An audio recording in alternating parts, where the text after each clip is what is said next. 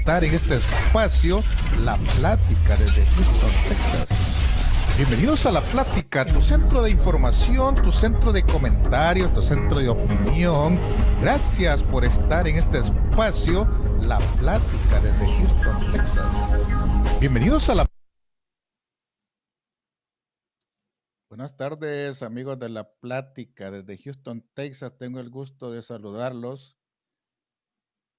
Y en esta ocasión me acompaña amigos Rodrigo Cerrito desde El Salvador, con quien vamos a compartir diferentes temas de la situación salvadoreña, pero un tema principal que queremos tocar es el hecho de que vamos principalmente a enfocarnos en un tema que se llama seguridad alimentaria del Salvador. Y qué importante es conocer la opinión de cada uno de ustedes. Si usted tiene una opinión y las quiere hacer llegar, escríbalo, coméntenos, opine. Y si quiere hablar, háblenos al 346-760-3983. Con mucho gusto, para mí sería agradable recibir de usted una opinión, una pregunta, si así lo quiere. Y estamos para saludarnos. Rodrigo Cerrito, buenas tardes. Para mí es un gusto recibirte en La Plática. ¿Cómo está el ambiente en El Salvador?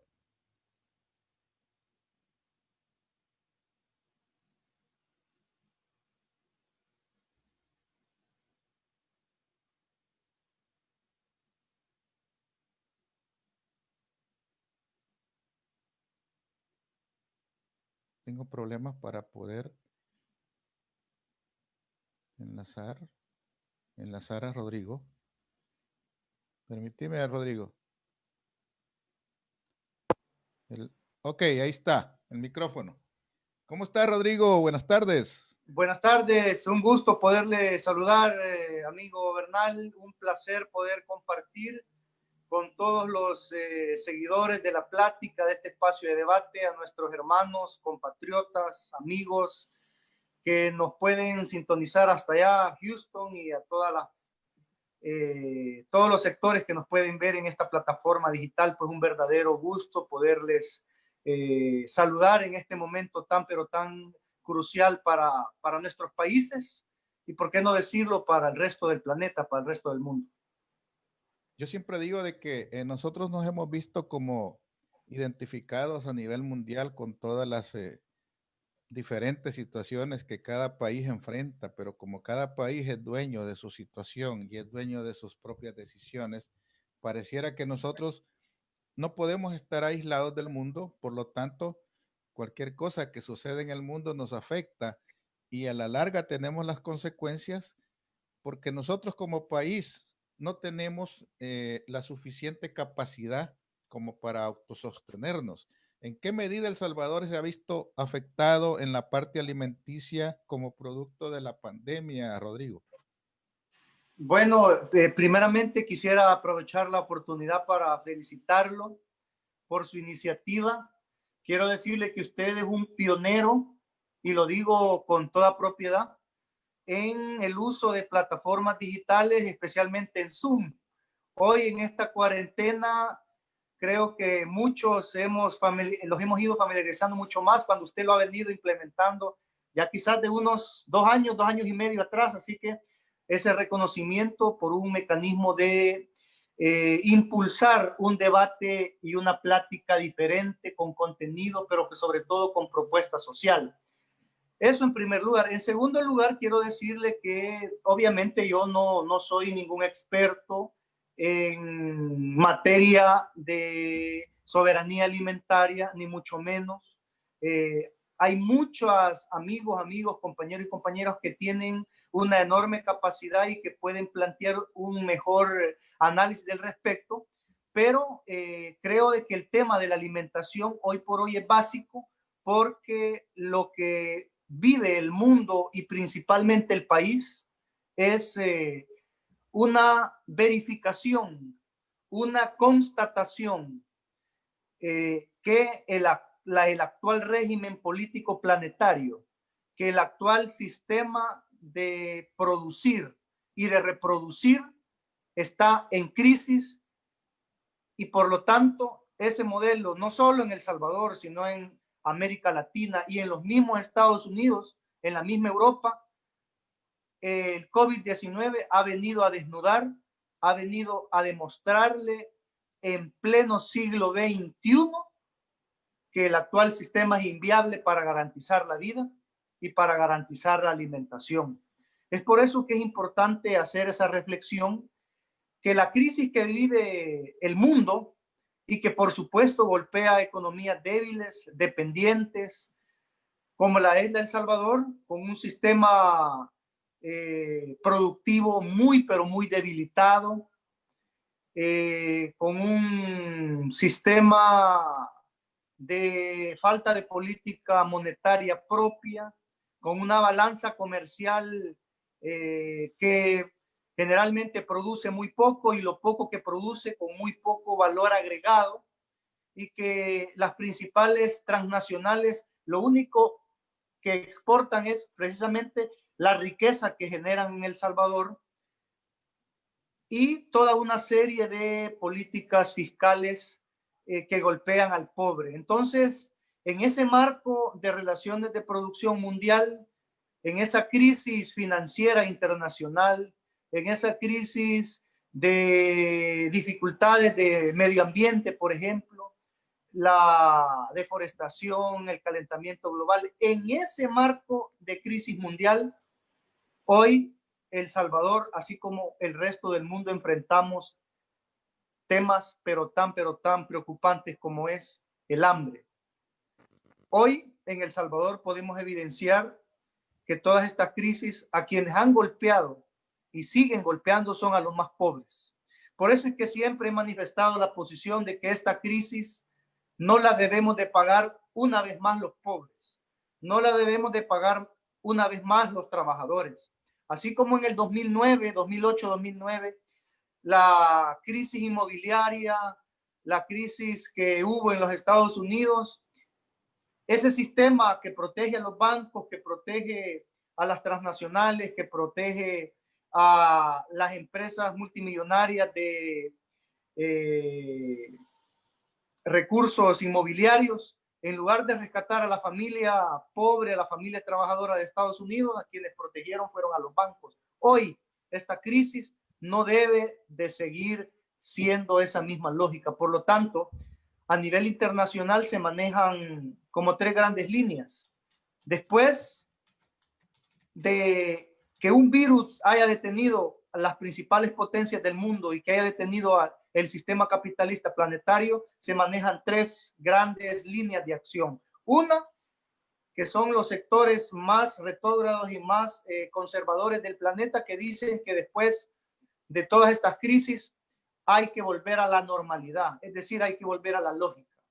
Una segunda tendencia es que hay que, obviamente, hacer cambios, hay que hacer reformas para oxigenar el sistema planetario. Y por supuesto, habemos miles que creemos de que hay que buscar una nueva lógica, una nueva normalidad, que la economía debe estar en función precisamente de garantizar el alimento, de garantizar la comida, de garantizar la salud, de garantizar la vivienda, de garantizar la educación gratuita y por lo tanto de crear una nueva normalidad. Esa creo que es el enfoque que debemos de tomar y en ese marco, amigos y amigas que nos sintonizan, la defensa por la vida, la defensa por la alimentación debe de ser crucial en momentos pero tan difíciles que vive el mundo, pero que debemos de reflexionar de la difícil situación que atraviesa nuestro país, El Salvador. Mira, Rodrigo, es importante decir que las personas no nos damos cuenta de lo que perdemos hasta que se fue, ¿verdad? Y fíjate que te voy a regalar un dato. En Estados Unidos nada más, solo en Estados Unidos, cada año, oíme bien, cada año se desperdician 150,000 toneladas de alimentos. 150,000 toneladas que pudieran servir para cuántos países. ¿Y cuánto se necesita para cultivar 150,000 toneladas de alimentos? ¿Sí? 12 millones de hectáreas. 12 millones de hectáreas se necesitan para cultivar esa cantidad de toneladas de alimentos, que equivale al 7% de la tierra cultivable de todo el país. Y el agua se desperdicia 15.9 billones de litros. Se tira el agua. Y los vegetales se pierden, 40% de los vegetales producidos se pierden, se van a la basura. Y por lo tanto, ¿qué es lo que estamos pagando nosotros? Estamos pagando las consecuencias de desperdiciar lo que la tierra produce. ¿Y cómo es que las grandes corporaciones desperdician todo eso? Porque todo se le incorporan al costo de los alimentos, porque todas esas pérdidas se van incorporadas en un porcentaje del costo a los otros alimentos. Entonces, nosotros podríamos tener alimentos más baratos, podríamos tener alimentos más nutritivos si tan solo produjéramos la cantidad que realmente se necesita. Mientras que otros países no producen ni siquiera lo que consumen. Entonces, a nosotros nos está pasando factura una conducta de desperdicio que muchas veces ni siquiera nos ponemos a pensar. En Estados Unidos es un lugar donde la gente muere en un gran porcentaje de obesidad. Oí bien, obesidad, como producto de que comen demasiado, como producto de que, por ejemplo, un niño... Y productos no nutritivos. Sí, en Estados Unidos un niño solo le pega un sorbo a un litro de agua y el resto lo bota. Le da un sorbo a una comida, le da un bocado y el resto lo bota. Mientras que en nuestros países la gente tiene que vivir con $1 al día, porque no tiene una economía de subsistencia. Entonces, ¿qué es lo que nos está diciendo la tierra? Mire, no sean tan injustos. No me expriman. Las tierras no producen lo suficiente, no se les da descanso y al final todo lo que se produce, gran cantidad se va a la basura. Este es un estudio que se realizó no este año, se realizó años anteriores. Entonces, cuando nosotros decimos, mire, consuma alimentos sanos, porque eso tiene mayores beneficios. Entonces te venden la idea también de que los productos orgánicos son mejores, pero son más caros producirlos. Sí. Y te están diciendo, te están vendiendo, te están metiendo de que esa parte es delicada, pero te están metiendo pesticidas, te están metiendo toneladas de fertilizantes para producir más cosas más grandes, ¿verdad? Pero que en realidad es como, ¿te acuerdas de unos algodones de azúcar, verdad? Sí. ¿Los conociste alguna vez, va? Claro, claro que sí. Entonces, esos algodones son producto de aire, ¿verdad? Sí. Entonces, se hace y entonces cuando vos lo agarrás, se te consume. Ya es un dulcito así. Ajá, sí. Entonces los productos orgánicos, así como los pollos engordados a puras inyecciones, resulta ser de que son más caros producirlos, pero tienen altos niveles de contaminantes para hacerlos más grandes. Entonces, ¿qué nos está diciendo nosotros? Bueno, tenemos una economía de desperdicio. Por otro lado, tenemos hambre en muchos países que dependen de los países que desperdician mucho. ¿Por qué? Porque si Estados Unidos estornuda, en El Salvador le da gripe. Porque tenemos nosotros una alta dependencia a los productos importados. Como país, El Salvador ni siquiera produce los alimentos que consume. Entonces, pero eso tiene una lógica. Pero ¿cuál sería tu punto de vista una razón sobre de ser. lo que te digo? Sí, tiene una lógica. Por eso, explícame o sea, tu punto de vista. Okay. Vaya, el régimen actual, no solo en Estados Unidos, en Europa, en Latinoamérica, ¿cuál es la lógica ¿Y cuál es el objetivo del régimen dominante? ¿Será garantizar la vida? Evidentemente no. Usted se puede estar muriendo enfrente de una farmacia, usted se puede estar muriendo literalmente enfrente de un hospital privado, pero si no tiene seguro médico o si no tiene dinero, no puede. No la atienden. No lo atienden. Ahora bien, usted puede tener hambre, usted puede estarse literalmente muriendo de hambre enfrente de un restaurante donde los meseros mejor tiran la comida o los dueños mejor tiran la comida y usted afuera muriéndose de hambre.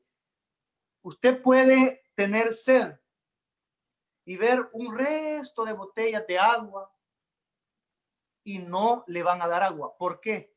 Porque ¿acaso el régimen actual dominante planetario, el fin es reproducir y garantizarle la vida? ¿Acaso el objetivo de este sistema de relaciones económicas, de este sistema de relaciones sociales, de este sistema de relaciones políticas, de este sistema cultural, acaso lo que está en el centro es proteger la vida? Definitivamente no. ¿Sabe lo que está en el centro de este sistema? La ganancia. Porque la salud en el sistema actual es una mercancía. Y por eso es que todos los países, como dice el presidente de la República, compara El Salvador con países desarrollados como la capital del mundo, dice Nueva York, Italia, España, pero lo que él no dice es que esos países son sistemas privados. Entonces, a lo que usted me hace referencia, lo que está en el centro de este sistema es la ganancia, no garantizarle a usted la vida, no garantizarle a la familia la alimentación, porque ellos lo ven en cuestión de una mercancía. ¿Y qué es una mercancía? Algo que tiene valor de uso, valor de cambio, está en el mercado. Usted solo lo puede usar si tiene dinero. Por lo tanto, en El Salvador, si bien es cierto, producto de los últimos, bueno, de los 10 años que estuvo el FMLN, se hicieron muchas cosas positivas, también se cometieron muchos errores, pero en materia de avance de la agricultura, se puede decir que hubo un importante avance. Les planteo esto. A pesar de todas las relaciones actuales, de lo que usted mencionaba, de la cadena de producción, la cadena de comercialización, la compra de insumos agropecuarios transgénicos, la cultura de usar productos transgénicos y el uso perverso que se hacía en gobiernos de derecha de comprarle a Monsanto, de comprarle a empresas privadas los productos. A pesar de eso y de algunas transformaciones que se hicieron, El Salvador pasó de tener un 30% de garantizar el frijol, arroz, maíz a la población salvadoreña, se pasó de un 30 a un 60, a un 70% de abastecimiento local en materia de arroz, frijol y maíz. No se llegó al 100%, se importaba alrededor de un 30%. En materia de hortalizas, sí, no hubo ningún tipo de avance. En la actualidad se importa el 90% de verduras, el 90% de frutas. Esto nos lo ha comentado y hay estudios que así lo demuestran, personas que son conocedoras de materia de independencia y soberanía alimentaria, de la dificultad que tenemos como país. En primer lugar, porque es muy caro dedicarse, trabajar la tierra, comprar los insumos, darle todo el seguimiento de evitar que le lleguen plagas, el tema de comprar todos los insumos agrícolas, es muy costoso, pero a la hora de querer vender el producto, obviamente con los tratados de libre comercio con Centroamérica, bueno, Guatemala es el principal país que importa al Salvador hortalizas, frutas. Entonces hay muy difícil que nuestros agricultores puedan competir con incluso Estados Unidos, México, algún sector como la leche, por ejemplo, el queso que viene de Nicaragua. En fin, existe una desventaja porque el Estado salvadoreño en sus inicios con los modelos neoliberales, y la lógica era la exportación. Es decir, los grandes empresarios decían, mejor no produzcan frijol, mejor no produzcan arroz, mejor no produzcan nada, porque es más caro, mejor hay que comprarlo afuera. ¿Por qué? Porque ellos lo compraban. Porque las familias oligárquicas poderosas en el país compraban los granos afuera y tenían el monopolio de vender de acuerdo al mercado, y usted sabe que el mercado no ve necesidad, sino lo que ve es oferta y demanda y otras lógicas de garantizar riqueza, de garantizar ganancia. Entonces, en El Salvador, si bien es cierto, se tuvieron avances importantes en los gobiernos del FMLN, no se pudo garantizar el 100% de abastecimiento en granos básicos. Y en el tema de hortalizas y frutas, obviamente hay una gran necesidad de avanzar porque es un sector olvidado, un sector desprotegido. Por lo tanto, hoy, en estos momentos donde el ciclo agrícola pues ya está en pleno apogeo, ya la siembra de maíz, algunos sectores ya han sembrado frijol, está en pleno apogeo, pero el tema de cómo garantizar que el Estado se fortalezca en sus finanzas y una parte importante, vital, crucial sea no entregarles, o sea, perfeccionar la entrega de paquetes agrícolas, mejorando el aporte en insumos, y algo que usted mencionaba muy importante es cambiar la lógica de utilizar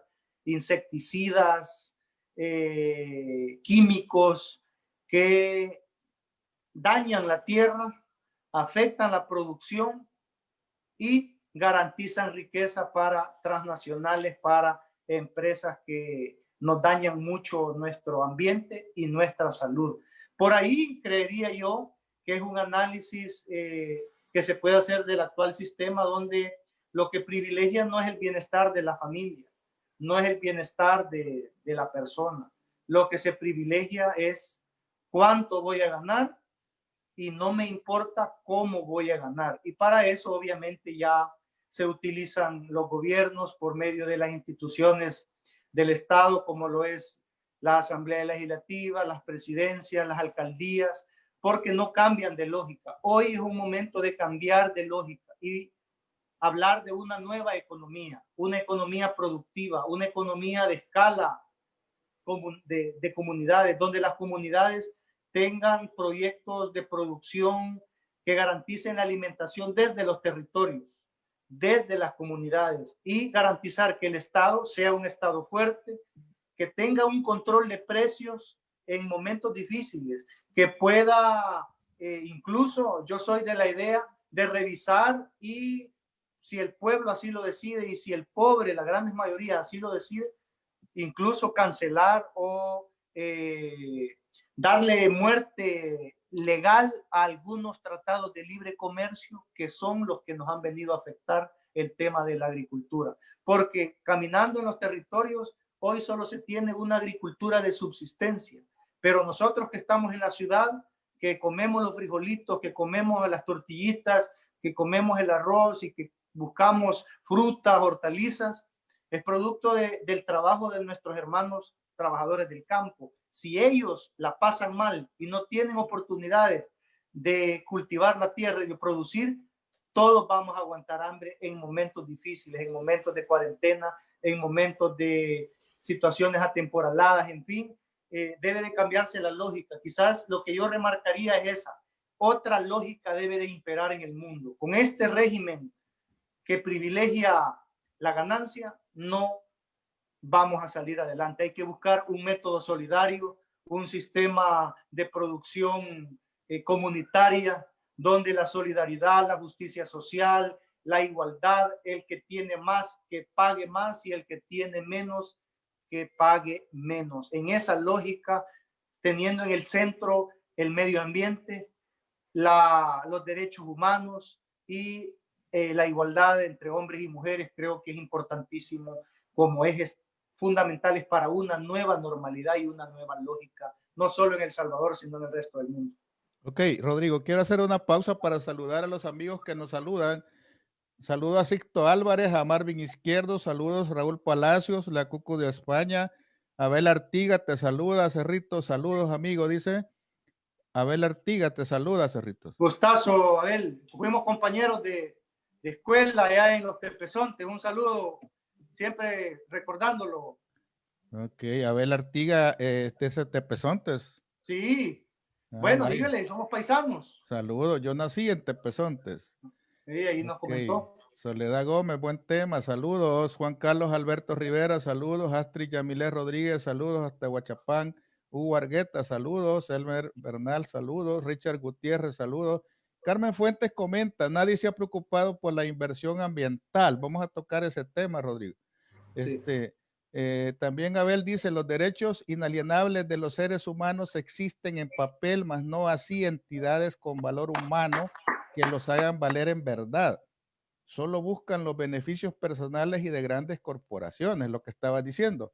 Sí. Carmen Fuentes dice, existe desperdicio de agua, suelo y minerales de suelo. Sí, el país necesita de la unidad de todos en general para poderlo levantar. Rolando Toledo, saludos, Rolando. Carmen Fuentes también comenta que el presidente necesita atender entendimientos para trabajar en la reactivación del país. Le está tocando gobernar en los tiempos más difíciles. Él solo no podrá. Clelia Carolinas de Chavarría, saludos. Monsanto es enemigo de la agricultura, muy dañino y se acaba la flora del entorno. Los productos son de bajo nivel nutritivo y nos vuelve resistentes a los antibióticos. Luis Vides, saludos.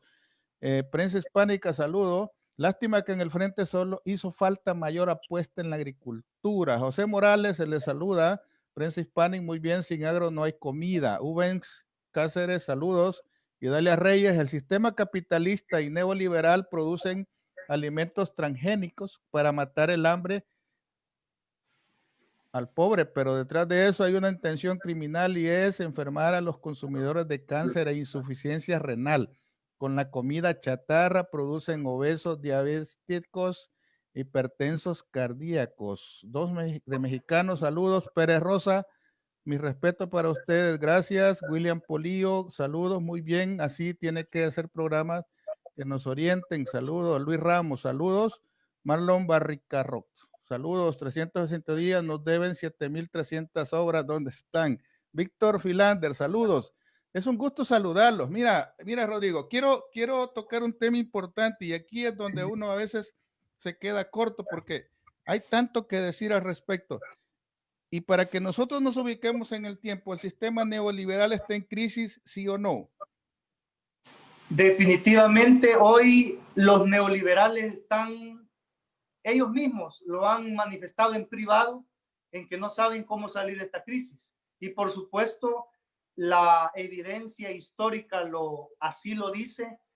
Cuando hay crisis de este tipo, buscan toda la carga afectar a los más pobres, a los trabajadores, a las capas medias, a las microempresas, a los pequeños productores, porque la lógica del neoliberalismo ha quedado demostrado que se necesitan estados fuertes, estados que garanticen la salud pública, estados que garanticen el agua como bien público, no como una mercancía, estados que garanticen y que trabajen por la soberanía alimentaria combinándola con expresiones productivas comunales, es decir, que el Estado pueda comprarle los productos a pequeñas comunidades que se organizan para generar producción.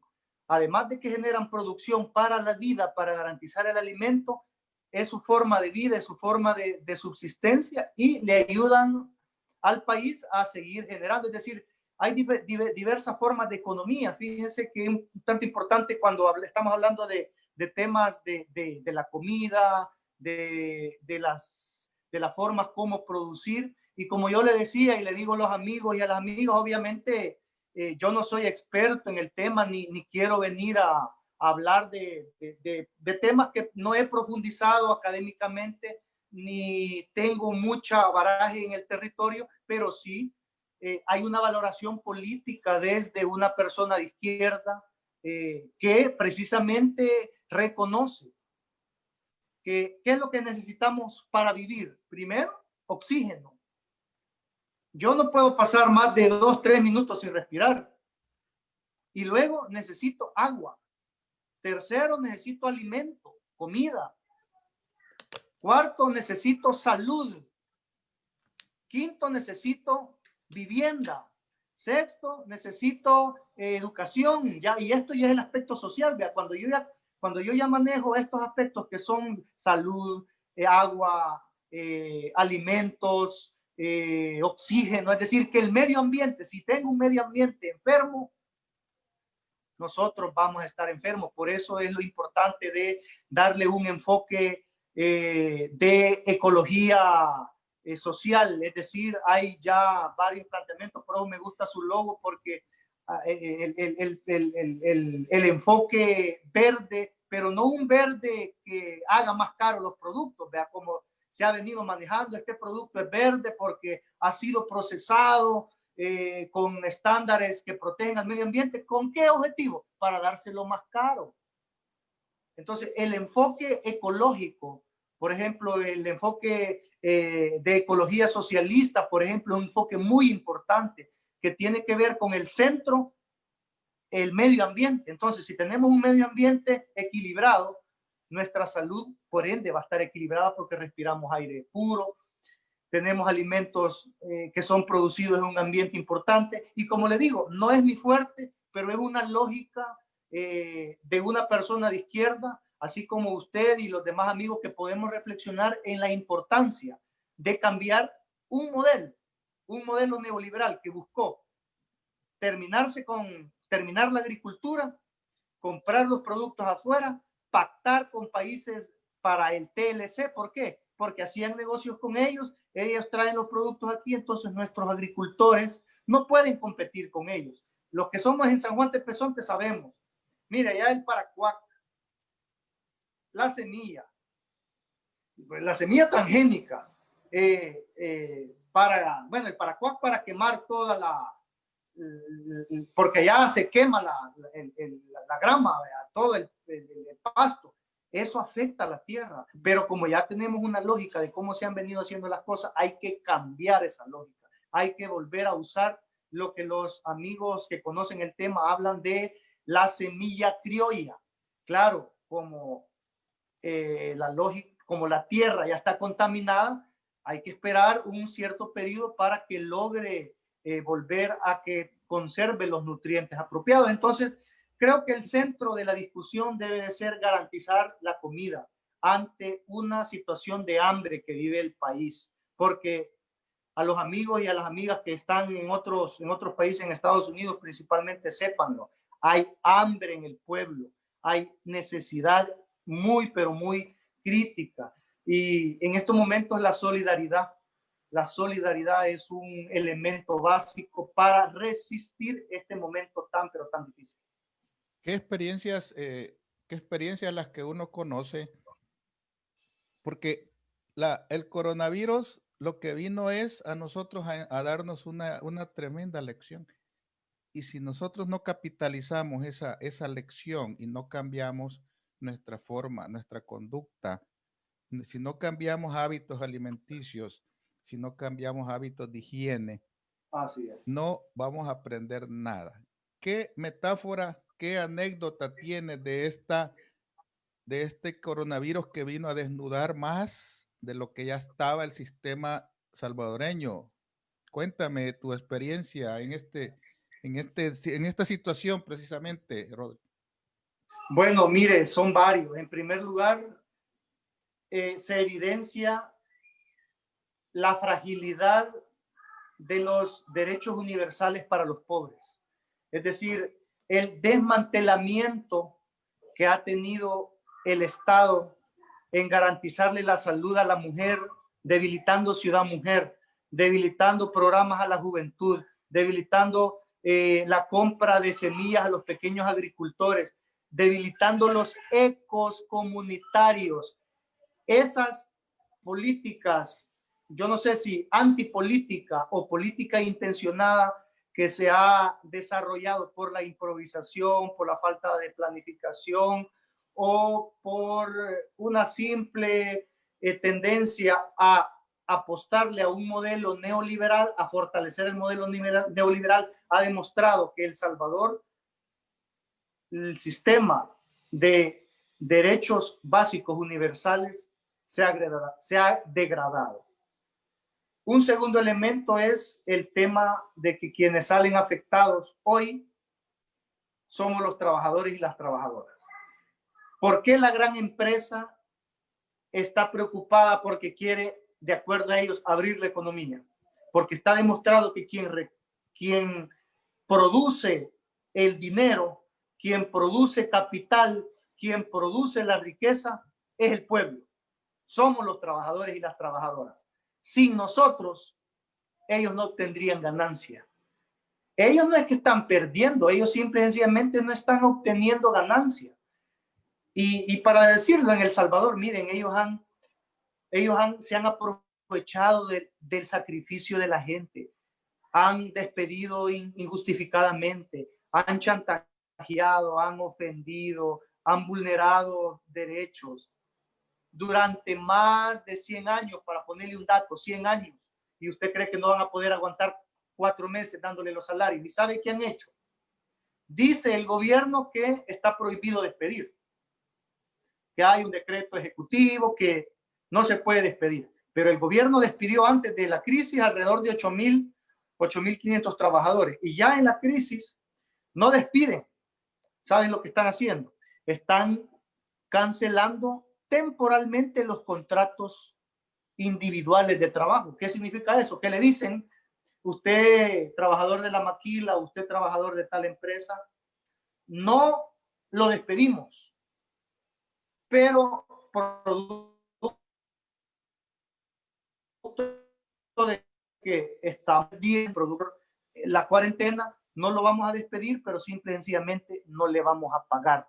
Eso, en la forma práctica, es que usted ya no va a tener ingreso y no va a poder ni pagar los servicios, ni mucho menos adquirir comida o cualquier otro tipo de dificultad. Entonces ha quedado el desnudo que el sistema de protección universal, por los retrocesos que han habido, la importancia de mejorar y fortalecer el Estado. Punto número 1. Punto número 2, que la riqueza, la ganancia de los grandes empresarios la generamos nosotros, los trabajadores y las trabajadoras. Eso le debe de quedar claro al pueblo. Tercer elemento, las garantías laborales en este país, muy pobres. Y un cuarto elemento es que hay un país endeudado, casi el 90% del Producto Interno Bruto ya lo debemos como país, y hasta este momento no se ha demostrado o no se ha presentado un plan, un proyecto de quién va a pagar la crisis. La crisis no la debemos de pagar nosotros los pobres. Esta crisis no la debemos de pagar nosotros los trabajadores y las trabajadoras. Esta crisis no la debe de pagar nuestros hermanos y hermanas trabajadores por cuenta propia, que vendían en la calle, que vendían en las paradas de buses, que vendían en los mercados, que vendían en las pasarelas, que son 1.9 millones de hermanos y hermanas que se denominan como trabajadores por cuenta propia. No la deben de pagar los trabajadores del campo, no la deben de pagar las pequeñitas empresas, la pupusería, los talleres, los mecánicos, esos sectores que van trabajando día a día y que producto de esa ganancia van sobreviviendo. Ese sector ya no debe de pagar la crisis. Y con esto cierro esta intervención. De cada $100 que el Estado salvadoreño recoge de impuestos, ese mismo sector pobre entrega al Estado de entre $85 y $87. El resto estamos hablando de $13, viene de la empresa privada. ¿Por qué eso es así? Además de la ilusión, la evasión fiscal, hay una desproporción y por eso soy firme defensor de romper el esquema fiscal en el país, de crear un nuevo sistema tributario en el país y donde se pueda crear un impuesto al patrimonio, una tasa COVID como está en Europa. Es decir, que aquí hay 160 familias, escúchenme bien, 160 familias que tienen 21,000 millones de dólares anuales en activos. Es decir, que si solo esas 160 familias entregaran el 1%, solo ahí tenemos 200 millones de dólares anuales para fomentar la agricultura, para proteger la vida, para garantizar la salud y otros impuestos que se pueden direccionar al gran capital, no al pobre. Y por eso la reflexión que yo hago son dos grandes líneas de banderas de lucha en este momento. Unidad nacional para la alimentación y en la segunda consigna y bandera de lucha movilizadora es: esta crisis no la debemos de pagar los pobres. No sé, ¿qué sí piensa usted? ¿Cree que sería importante que el pueblo pudiera opinar al respecto? Sí, lo que pasa es de que la parte social de El Salvador, bien sabe Rodrigo que la parte social, esa bandera de lucha que tenía en los años 80, se fragmentó y por otro lado se quedó adormecida en los años del 2009 en adelante y no se ha reactivado ese grupo social que no permitía, por ejemplo, ningún cambio en el sistema a menos que hubiera una concesión hacia los trabajadores. El sistema cooperativista lo hicieron pedazos en menos de 6 meses. Ya no se le compra a los cooperativistas como lo hacían antes. Ya aquellos medianos y micros que suplían al Estado ya no se les compra. Y por otro lado, yo digo, el sindicalismo cómplice que no está acompañando a los trabajadores en el cumplimiento de sus derechos, está contribuyendo a que este sistema se ensanche más en la clase trabajadora. Eso lo vimos en una reunión en la casa presidencial del presidente con un grupo sindical pro gobierno. Pero hay un grupo sindical que no son ese montón de gente servil al gobierno que constituye toda la clase trabajadora. Sin embargo, el presidente solo invitó a un grupo sindical que le aplaude. Entonces, ¿cómo el trabajador puede ser representado por un grupo sindical, por dirigentes sindicales que no responden en la defensa de los derechos de los trabajadores? Si yo escuché, por ejemplo, la intervención que hizo el representante sindical de la Corte Suprema diciendo que iban a protestar contra la NEP, cuando no tiene nada que ver, porque él se rige por lo que tiene que defender a los trabajadores en la Corte Suprema, no en la empresa privada, ¿va? Entonces, cuando vos tenés un sector sindical servil al gobierno, como que le está quitando fuerza a esa lucha reivindicativa que teníamos en El Salvador antes. Entonces, yo no sé, en materia de salud, nosotros estamos en El Salvador totalmente divididos en materia sindical. En el Seguro Social hay como 20 sindicatos, por ejemplo. Todo eso. Sí. En la parte que quiero centrarme es cómo rescatar esa lucha reivindicativa de los trabajadores que presionen a un cambio de conducta del sistema, porque el sistema hoy está más libre que nunca para hacer lo que quiera. ¿Por qué? Porque está sobre la clase trabajadora pesando ¿cómo se llama? Un martillo que le está diciendo, si no te plegas a mí, te despido. Y vienen exigencias del Banco Mundial que le dicen que usted tiene que quitar esa carga en el Estado que se llama trabajador. Entonces, solo va a quedar la clase trabajadora que le aplauda al gobierno. ¿Cómo hacer para que esa clase trabajadora despierte y se dé cuenta que cuando quiera actuar va a ser tarde? Esa sería una pregunta. Bueno, fíjese eh, que precisamente es un área muy amplia de debate que tiene que hacerse una reflexión histórica y, por supuesto, una crítica y autocrítica desde la izquierda.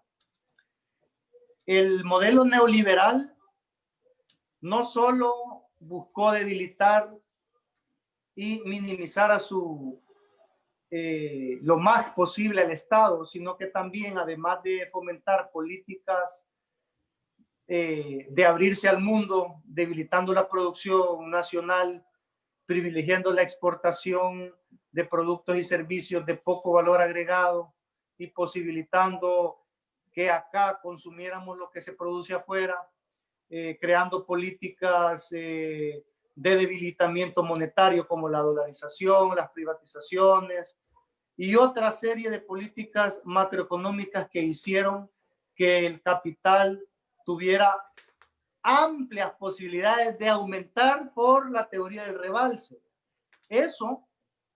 Esa política neoliberal también tenía un componente ideológico de debilitar a la izquierda. El solidarismo financiero para crear sindicatos mediante la supuesta cooperación, el tema de que el sindicalismo debe de ser apolítico, el tema de que el sindicalismo debe de ser apartidario, el tema de que el sindicalismo no debe de ver colores ni banderas y que el sindicalismo se debe a la clase trabajadora, son discursos que nos ha venido imponiendo el neoliberalismo, donde lo importante soy yo, mi grupo y sobre todo el poder que me dé el sindicato. A mí no me importa lo que pase afuera, pero si a mí me aumentan el salario o me aumentan mis prestaciones, no me importa lo demás. Por eso es que en el sindicalismo deben de haber tres dimensiones. La primera, una dimensión de la zona de operatividad, es decir, si yo soy un sindicato de tal empresa, obviamente debo de estar en función de ese sector. Pero el segundo es una dimensión social, es decir, que mi sindicato tenga una proyección social nacional.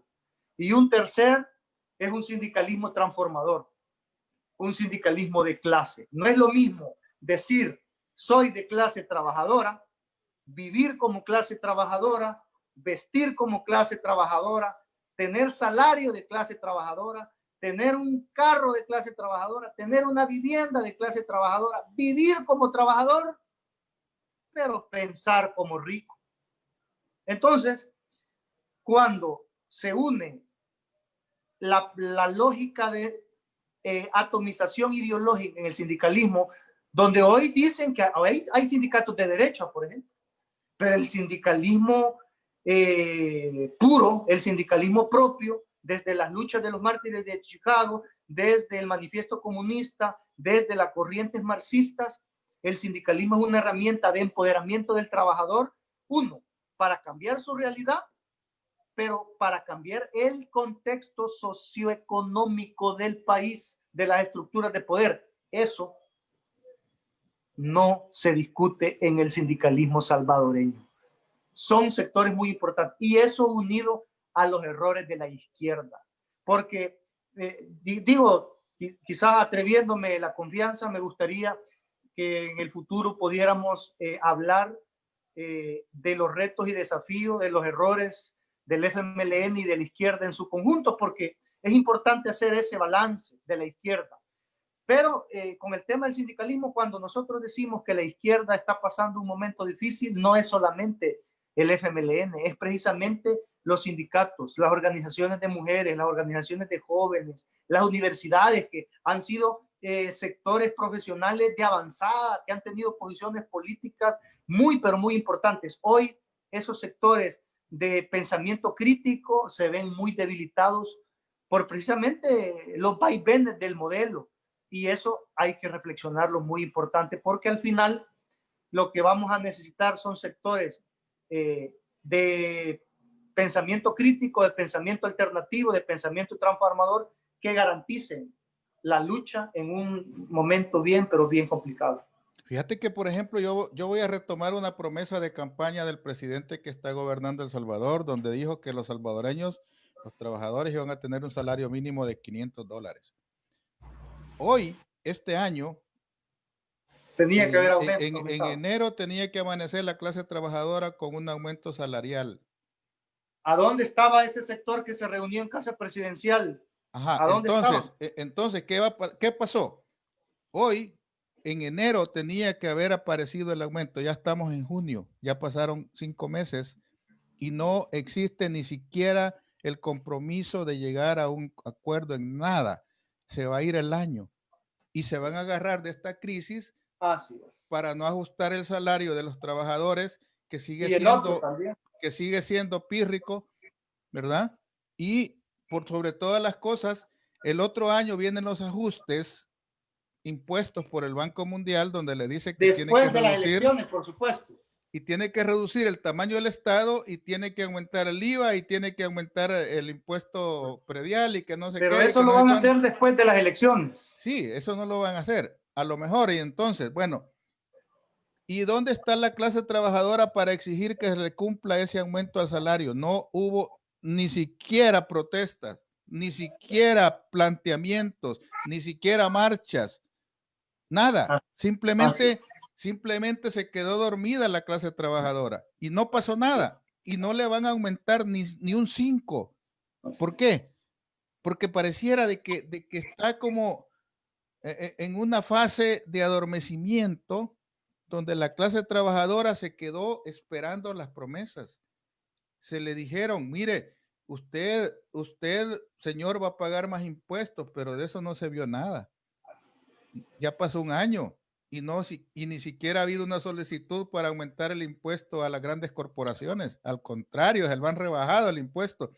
500 millones de dólares les perdonaron hoy. Ajá. Con el pacto Arena Presidencia de la República. Entonces, si los salvadoreños, digo yo siempre, si los salvadoreños no exigimos el cumplimiento de nuestros derechos, se van a seguir pisoteando día con día. Y hoy, en esta pandemia del coronavirus, se juntó el hambre con las ganas de comer. ¿Por qué? Porque se ha quedado evidenciado cuando la gente sale, aunque esté en cuarentena, sale con la bandera blanca a la carretera. No importa si lo capturan, no importa si lo llevan a donde sea, pero ellos quieren comer. Y entonces, no me dejarás mentir, en la carretera, vos subiste un video, parece, Claro, sobre eso, sí, donde la gente sale y sí. ellos no viven a la orilla de la carretera, ellos viven muy dentro de ahí Sí. porque nadie los mira, porque nadie les va a llevar comida hasta donde están, porque ellos solo lo único que piden es que los dejen trabajar, porque mucha gente de esa que vos viste ahí, incluso son gente que sale a vender coco, ¿verdad? Así es. Son gente que sale a vender fruta y Sí, no los es más que dejan. todo, venden ahí en Olocuilta, entonces como todas las ventas de pupusería están cerradas, Es hay una increíble. gran necesidad. Es increíble. Una señora que se encarga de hacer pupusas, que gana, ¿qué te puedo decir cuánto le pagan? $5 o $6 al día o $10 por estar quemándose todo el día y parte de la noche ahí en las pupuserías. Hoy no tiene ni siquiera ni un 5 de ingresos de ahí, porque la dueña de las pupuserías no le va a regalar porque tampoco está recibiendo dinero. Entonces, Así. ¿qué pasó con esa gente que salió con bandera blanca? Contame eso, por favor. Pues fíjese que eso tarde o temprano era natural que saliera la necesidad a flote. Desde mi punto de vista, yo siempre he sido crítico y he tenido un pensamiento propio en relación de que la situación actual debe de no solo garantizar, proteger la vida, la salud mediante una cuarentena, sino que a la par de la cuarentena debe de ir un sistema de protección social y debe de haber una planificación, pero producto de improvisación, producto de una política autoritaria y producto de una serie de cosas, nuestro pueblo la está pasando muy mal. Obviamente el gobierno no tiene una varita mágica para hacer que todos y todas vivamos felices y tengamos comida para estos 3 meses. Pero sin lugar a duda se pudieron haber hecho las cosas de forma planificada. Y hoy, no solo en la carretera Comalapa, cuando usted va bajando ya rumbo al puente Comalapa, usted ya empieza ya, antes de llegar a Olocuilta, ya ve banderas blancas, la gente diciendo tenemos hambre. Y precisamente el día viernes yo me detuve en esa comunidad de muchas personas que estaban ahí en medio de la lluvia, pues pidiendo alimentos. Muchos de ellos no recibieron los $300. Muchos de ellos, sus casas han sido afectadas por la depresión tropical. Muchos de ellos no han recibido apoyo de la municipalidad, de la alcaldía. Y muchos de ellos pues están en situación de muchas dificultades, con niños pequeños, con adultos mayores, con necesidades pero básicas. Ahí hay hasta el control del agua privado. Por ahí tengo un video que hice ahora. De hecho, ahora estuve en la comunidad del Zapote, ahí en Olocuilta, acceso por el kilómetro 24, carretera Comalapa, en jurisdicción de Olocuilta. En la zona norte también muy difícil. Es decir, y esto no solo en el departamento de La Paz, sino a lo largo y ancho del territorio salvadoreño. ¿Y qué es lo que pasa? Que hoy es donde debemos de unirnos los que consideramos que otra lógica es posible, que una lógica diferente. No la lógica de la confrontación. Sí hay que tener posición política y hay que defenderla, pero la gente la está pasando muy mal en la calle. La gente la está pasando muy mal en las comunidades. La gente ya está desesperada, ya quiere salir, ya no logra estar en su casa. Uno, ya no logra estar en su casa porque sus casas se están cayendo, están semi inundadas, están con paredones cayéndose. Hay necesidad de alimentos, hay necesidad de agua, hay necesidad de medicina. Y el tema del COVID-19 ha sido todavía otro componente donde a la gente le dicen, mire, quédate en casa, vea distanciamiento social, pero no le dicen cómo va a garantizar estar en casa, porque los $300 se entregaron hace mucho tiempo y la gente ya no tiene más de ese dinero. Entonces, yo quiero aprovechar este espacio, si usted me permite, para agradecerles a muchos hermanos que viven en Estados Unidos, en California, principalmente, y en otros estados, porque vieron ese video precisamente donde yo salgo platicando con los amigos ahí, con las amigas ahí, algo bien que yo creo que tocó corazones, y producto de ello hoy pudimos entregar alrededor entre 75 y 80 bolsas de alimentos a sectores bien, pero bien afectados por eso. Entonces, desde este espacio, gracias por ese apoyo. De verdad que yo sé que ustedes también están en dificultades.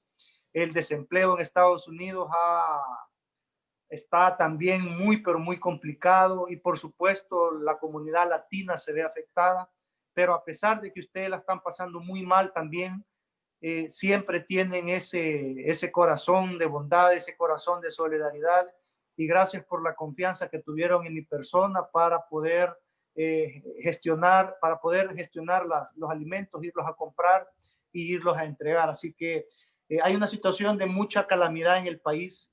El papel, como lo decía el amigo por ahí, puede declararse todas las estados de emergencia que quieran, pero en el territorio el Estado no llega, el Estado no es capaz de garantizarle lo mínimo a la familia para vivir. Existe una ausencia de unidad, como bien lo puntualiza Carmen Fuentes, ¿verdad? Que no permite la unidad, porque esa es su estrategia, dividir, y la sociedad está permitiendo esa división.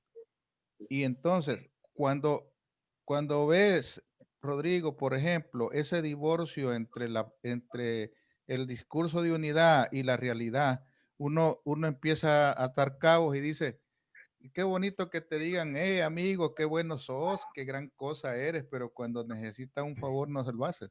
Entonces, Sí. el gobierno es así, le llama a los alcaldes para que le hagan bulto, pero no los toma en cuenta para poder llegar a más personas, porque si él fuera más inteligente, si él fuera más inteligente, se apoyara de las alcaldías para llegar a más personas y le facilitaría el trabajo, porque las alcaldías tienen todo su equipo de protección civil, tienen todos los equipos del Senade que conocen a ciencia cierta dónde están los habitantes más necesitados y a través de ellos poder abarcar mayor cantidad de población.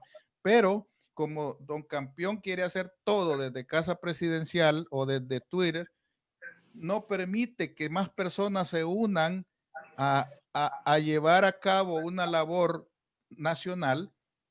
¿Por qué? Porque el protagonismo del presidente simplemente es que él quiere ser el campeón. Quiero que des tus palabras finales para ir cerrando ya el espacio, Rodrigo, y quiero agradecerte que hayas estado en este programa este día. No, le agradezco a usted, al espacio de la plática, a los hermanos, compatriotas, amigos, amigas que han tenido la oportunidad de compartir y a los que van a poder, poder escucharnos. El agradecimiento. Me gustaría que quizás cuando pasemos esta situación complicada pudiéramos abordar el primer año de gestión, de gobierno del presidente Bukele, para hacer una reflexión amplia. Agradecerle por el espacio y pues bueno, el llamado a una nueva normalidad, a una ruptura de la forma como se vive, a una nueva normalidad, a una lógica de solidaridad, de justicia social y de hermanos, que convivamos entre hermanos y hermanas. Solo cuando pensemos como verdaderos salvadoreños y nos unamos bajo un fin común y no permitamos que nos dividan, solo en esa medida vamos a salir adelante, porque si tú permites que te dividan como ahorita está, ahorita incluso entre hermanos, entre familiares, está una división increíble por cuestiones que son ideológicas básicamente, y así le interesa al sistema tenerte. Si tú lo permites, esto no va a llegar a ningún lado. No va a llegar a ningún lado bueno. Gracias, Rodrigo. Buenas noches. Fue un gusto saludarlo desde la plática, amigos. Muchas gracias. Esta fue la plática desde Houston, Texas. Cuídense mucho. Hasta luego.